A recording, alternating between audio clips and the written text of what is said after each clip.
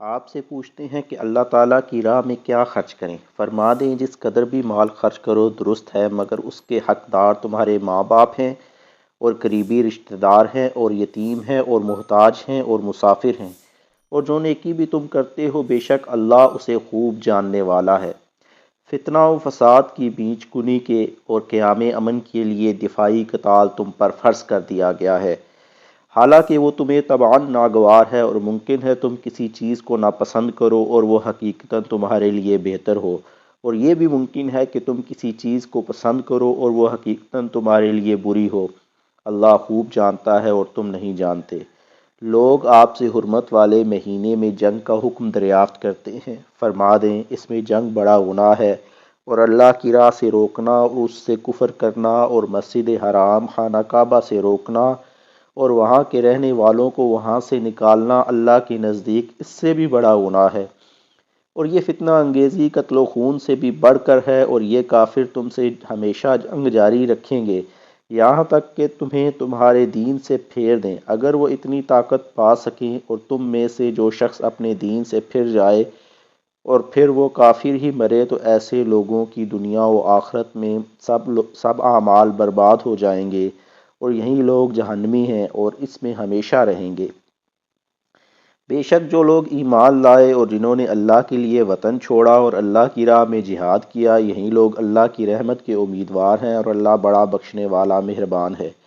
آپ سے شراب اور جوئے کی نسبت سوال کرتے ہیں، فرما دیں ان دونوں میں بڑا گناہ ہے اور لوگوں کے لیے کچھ دنیاوی فائدے بھی ہیں،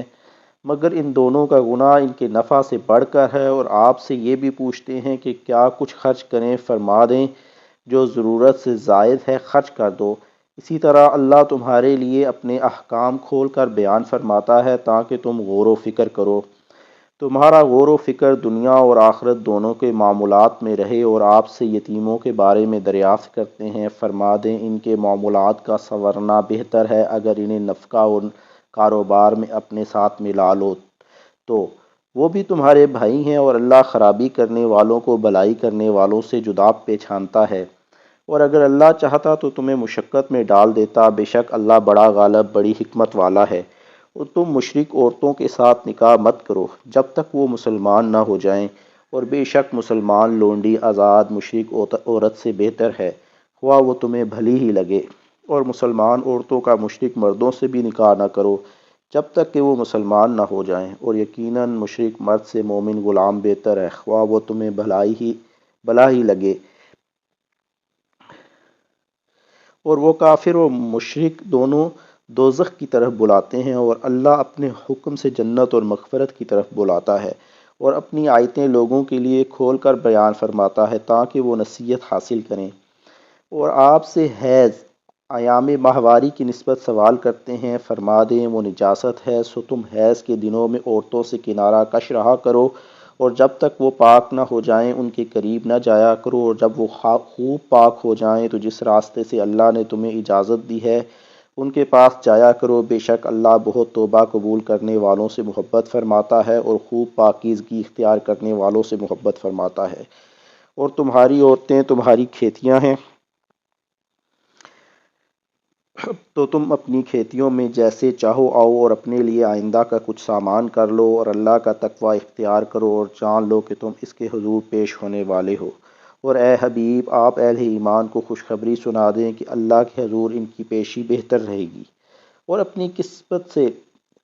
اپنی قسموں کے باعث اللہ کے ناموں کو لوگوں کے ساتھ نیکی کرنے اور پرہیزگاری اختیار کرنے اور لوگوں میں صلح کرانے میں آڑ مت بناؤ،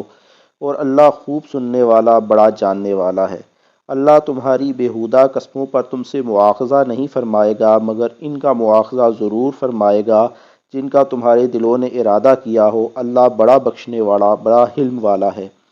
اور ان لوگوں کے لیے جو اپنی بیویوں کے قریب نہ جانے کی قسم کھا لیں 4 ماہ کی مہلت ہے، پس اگر وہ اس مدت میں رجوع کر لیں تو بے شک اللہ بڑا بخشنے والا مہربان ہے۔ اگر انہوں نے طلاق کا پختہ ارادہ کر لیا ہو تو بے شک اللہ خوب سننے والا جاننے والا ہے۔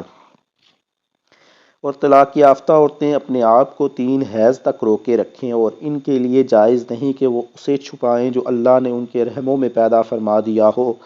اگر وہ اللہ پر اور قیامت کے دن پر ایمان رکھتی ہیں اور اس مدت کے اندر ان کے شوہروں کو انہیں پھر اپنی زوجیت میں لٹا لینے کا حق زیادہ ہے اگر وہ اصلاح کا ارادہ کر لیں۔ اور دستور کے مطابق عورتوں کے بھی مردوں پر اسی طرح حقوق ہیں جیسے مردوں کے عورتوں پر، البتہ مردوں یعنی سابقہ شوہروں کے لیے سابقہ بیویوں کے ساتھ دوبارہ مصالحت کے معاملے میں ان سے بھی ایک گنا زیادہ ذمہ داری ہے، اور اللہ بڑا غالب، بڑا حکمت والا ہے۔ طلاق صرف 2 بار تک ہے، پھر یا تو بیوی کو اچھے طریقے سے زوجیت میں روک لینا ہے یا بلائی کے ساتھ چھوڑ دینا ہے، اور تمہارے لیے جائز نہیں کہ جو چیز تم انہیں دے چکے ہو اس میں سے کچھ واپس لو، سوائے اس کے کہ دونوں کو اندیشہ ہو کہ اب رشتہ زوجیت برقرار رکھتے ہوئے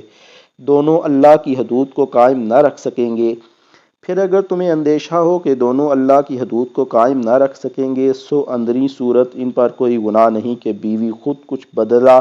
دے کر اس تکلیف دہ بندھن سے آزادی لے لے۔ یہ اللہ کی مقرر کی ہوئی حدیں ہیں، پس تم ان سے آگے مت بڑھو، اور جو لوگ اللہ کی حدود سے تجاوز کرتے ہیں سو وہی لوگ ظالم ہیں۔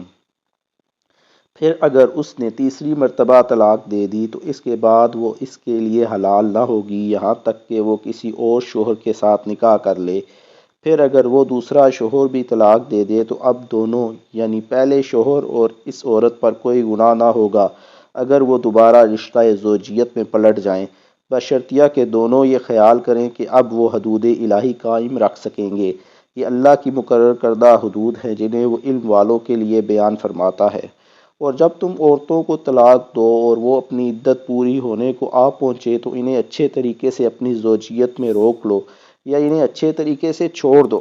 اور انہیں محض تکلیف دینے کے لیے نہ روکو